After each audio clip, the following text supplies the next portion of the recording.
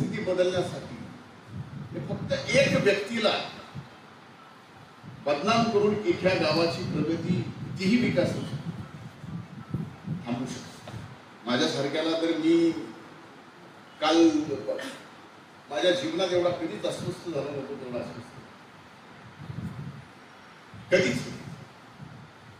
या बीड जिल्ह्यामध्ये कुठलीही घटना घडली, कुठलाही खडा पडला,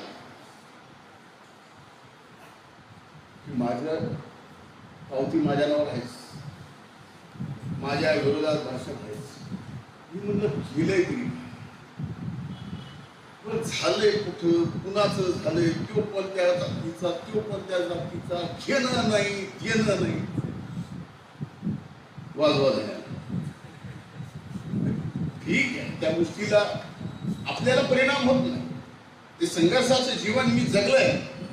असंख्य आरोप घेईल, असंख्य आरोप करल, ज्यावेळेस करल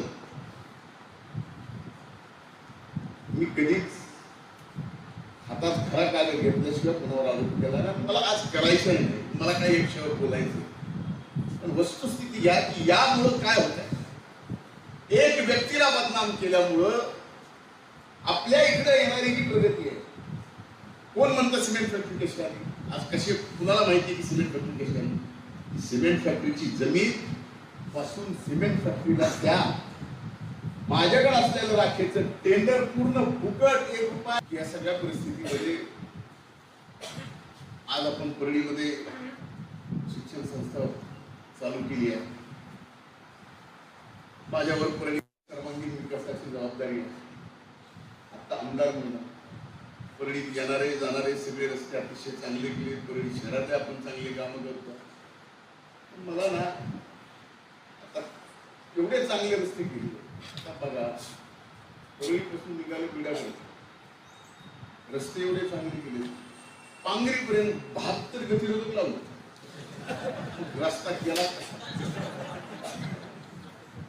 इकडून बेलंब्यापर्यंत जाईपर्यंत, कवठळी बेलंब्यापर्यंत 30-32 आहे. म्हणजे मी जाता येता मोजायचं कामच.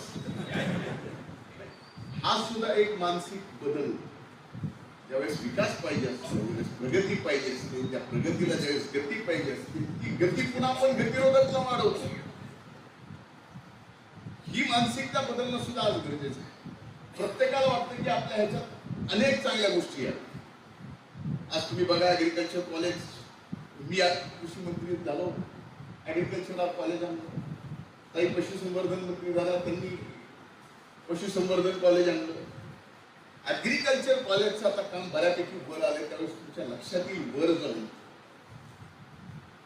की देशातलं सर्वात चांगल्या लोकेशनचं ऍग्रिकल्चर कॉलेज ते आपल्या परळीत, आणि तेवढ्या उंचीच्या डोंगरावर ऍग्रिकल्चर कॉलेजचे जेवढे शेतीचे प्रयोग आहेत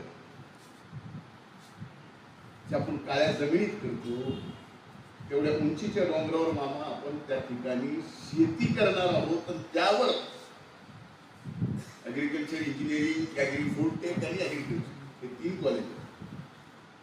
तसंच पशुसंवर्धन ही प्रगती आहे.